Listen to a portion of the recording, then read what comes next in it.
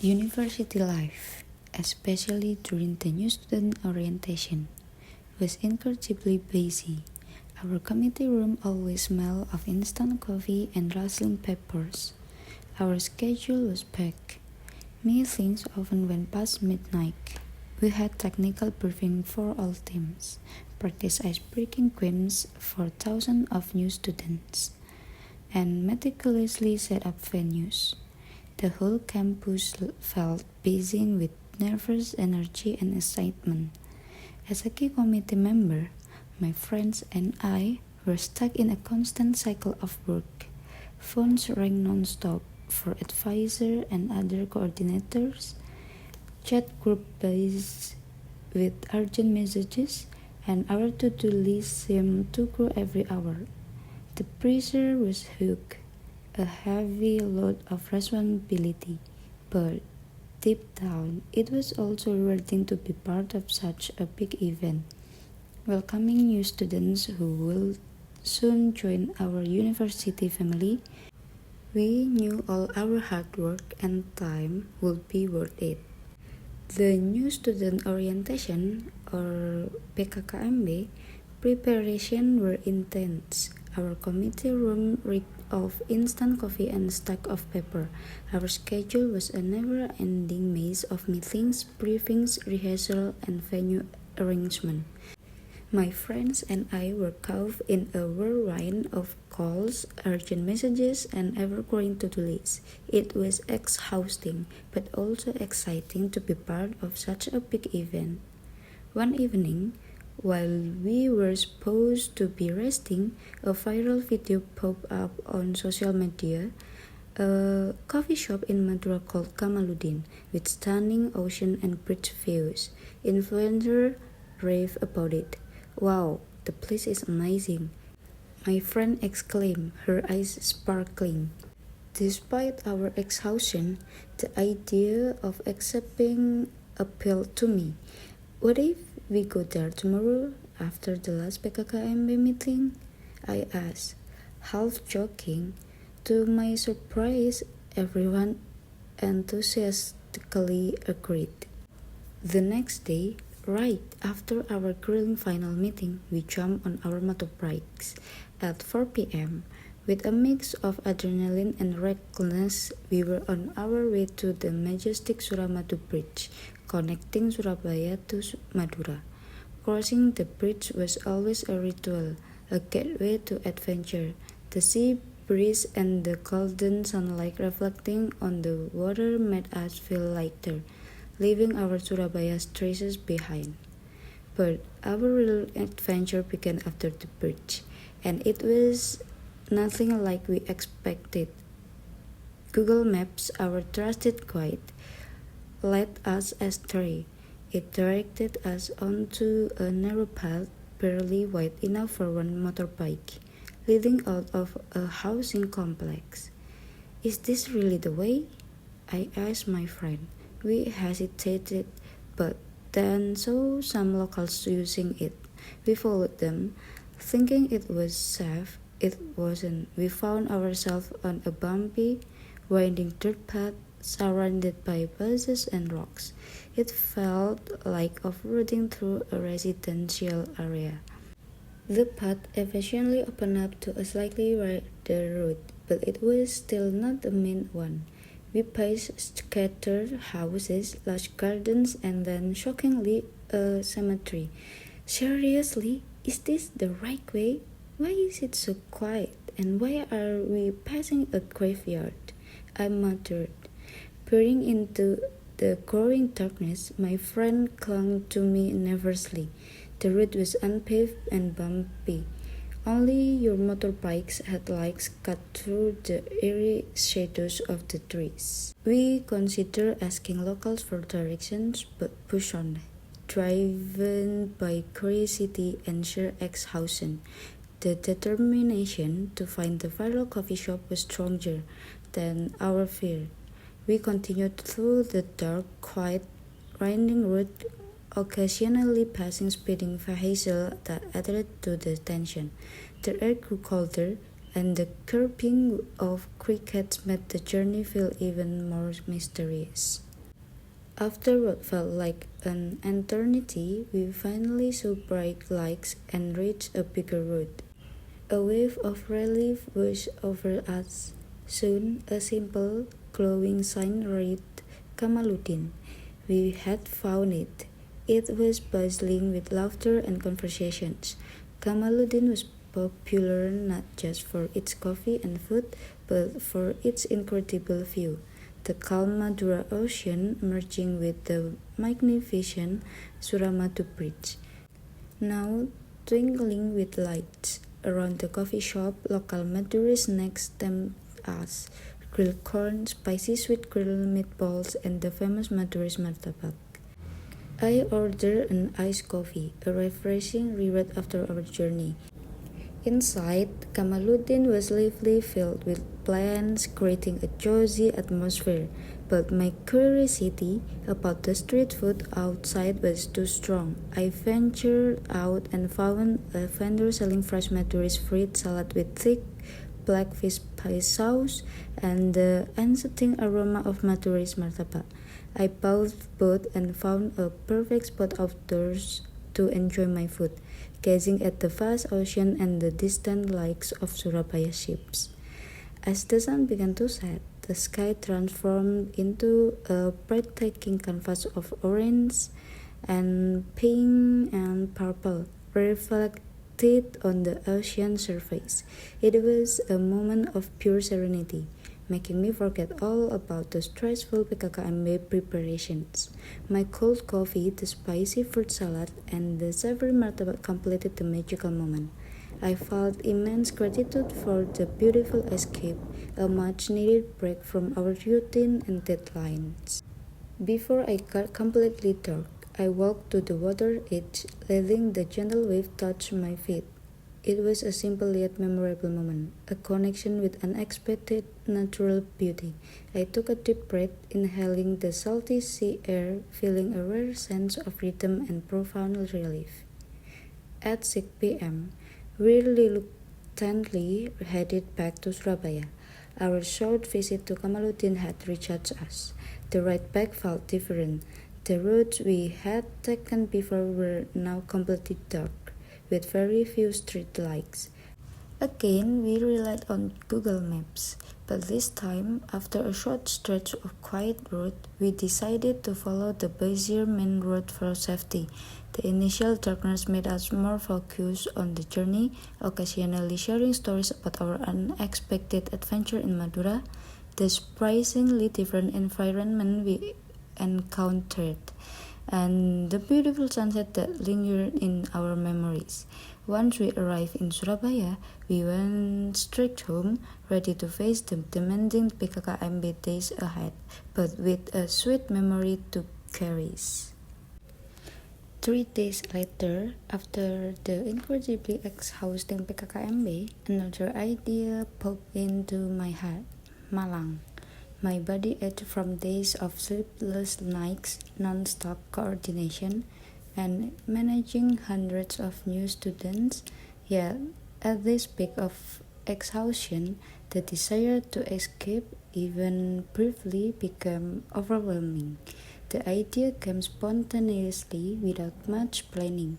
It was just me and a friend, equally worn out and in desperate need of a quick refresh. Let's go, Malang, tomorrow? I suggest, still in a playful tone, casting out a filler, and again, my friend immediately agreed, as if we had telepathy when it came to spontaneous adventures. That night, before heading to Malang, my friend and I from the organization watched a puppet show held by the campus until 3 a.m.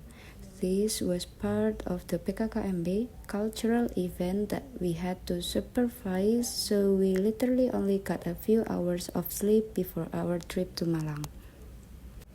The next afternoon, fueled by a burning adventurous spirit despite our sleepy eyes, we set off for Malang. The 2-hour journey from Surabaya felt long, but the scenic views of vast green rice fields, towering mountains and smooth traffic made it bearable. We arrived in Malang around 3 p.m. The long journey left us tired, so our first stop was my friend's dorm in Malang, where we planned to stay overnight. We intended to rest for a bit, just lie down and close our eyes. But somehow the accumulated fatigue from PKKMB was too strong. We both fell into a deep sleep and only woke up at 7 p.m., completely oversleeping. We quickly showered and got ready. Our aching bodies felt a bit refreshed after the long sleep.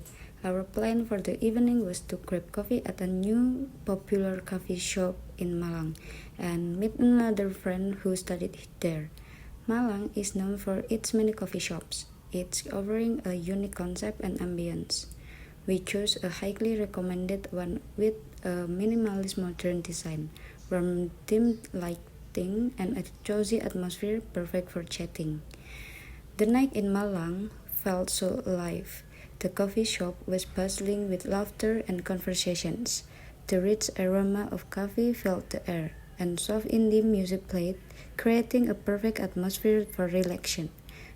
We enjoy warm conversation with our old friends, exchanging stories about campus life, study challenges, and of course, sipping delicious milk coffee, a perfect companion for our late night chat. Time flew by, and soon it was midnight. Our conversation continued until the coffee shop began to empty, and eventually we decided to head back to our respective dorms.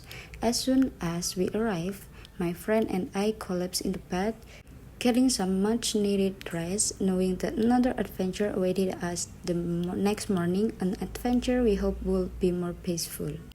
The next morning, at 5 a.m., I woke up. The cold Malang air beat at my skin, but my adventurous spirit was rekindled, overcoming the lingering sleepiness. Without wasting time, I got ready. My friend was also awake, equally excited for the new day. After a 2.5-hour journey from Malang city center, with the road gradually winding uphill through villages and pine forests, we finally reached our destination, Bekung Stone Beach. This beach is known for its pristine natural beauty, soft white sand, and a calm waves, a stark contrast to other crowded popular beaches. What makes Bekung Stone Beach interesting are its three distinct spots, each offering a unique experience. The first spot, near the parking area, was quite lively. A group of teenagers were camping, enjoying the night by a campfire, and the faint smell of wood smoke lingered in the air. Their laughter and conversation added to the vibrant atmosphere. Despite the crowd, this spot offered a beautiful view of the bay with rows of palm trees along the shore and several fishing boats resting on the side. The second spot, which was my target, felt incredibly secluded, like a hidden private beach. To reach it, we had to walk slightly uphill through bushes and small rocks, a less-known path. Once there, we were greeted by a hidden small bay, flanked by towering rocking cliffs, and pristine white sand that looked untouched by crowds. The seawater was clear and bluish, and the waves were very calm, barely lapping at the shore. It was just the two of us, as if the world had stopped spinning and only we existed in the place. Meanwhile, the third spot was the main destination for most visitors, offering an iconic view with large rock formation rising in the middle of the sea, as if forming a magnificent natural gate. This spot often appears on social media and is a major attraction of Bekung Stone Beach, with many people taking photos there. I explored all three spots, walking along the beach, observing every detail of the beauty offered, from the lively first spot to the third spot, with its giant rocks. However, my heart was drawn to the quiet second spot. All three spots were beautiful, but the second offered the tranquility we needed after the busy PKKMB days and lack of rest. Finally, we decided to spend our time there. We simply sat silently on the sand, letting our minds wander momentarily, forgetting the demanding realities of life and deadlines. We engaged in lazy activities like daydreaming, watching the waves slowly roll in, and enjoying the beauty of God's creation without much conversation. There was only comfortable silence, accompanied by the soothing sound of the waves and the gentle sea breeze. We stayed there for quite a long time, about 2 hours, sitting lost in thought, enjoying the beauty created by God without much conversation between us. It was a moment of reflection, a moment to recharge our drained energy.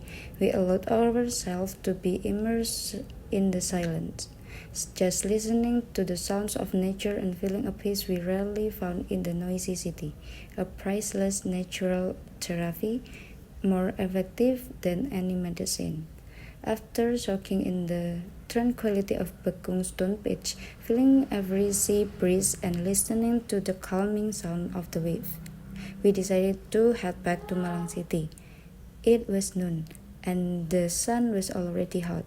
The journey back to the city will take about 2 hours. However, before leaving the beach area, my eyes caught another interesting spot, an area with unique rocks and interesting coral formations, as if there was a small cave behind them. We decided to stop for a bit, play in the water, and explore the area. The water was clear, and we could see small fish swimming among the corals, as if greeting us. This moment of playing in the water became a sweet farewell before we truly left that hidden paradise, an unforgettable goodbye to the beauty of nature. After satisfying our urge to explore, we continued our journey back to Malang City, which took about 2 hours. We drove along winding roads, sometimes uphill and sometimes downhill, with refreshing green hills on both sides. However, in the middle of our journey home, an unexpected incident occurred. Precisely at the sharp downhill bend, our motorbike slipped and we fell.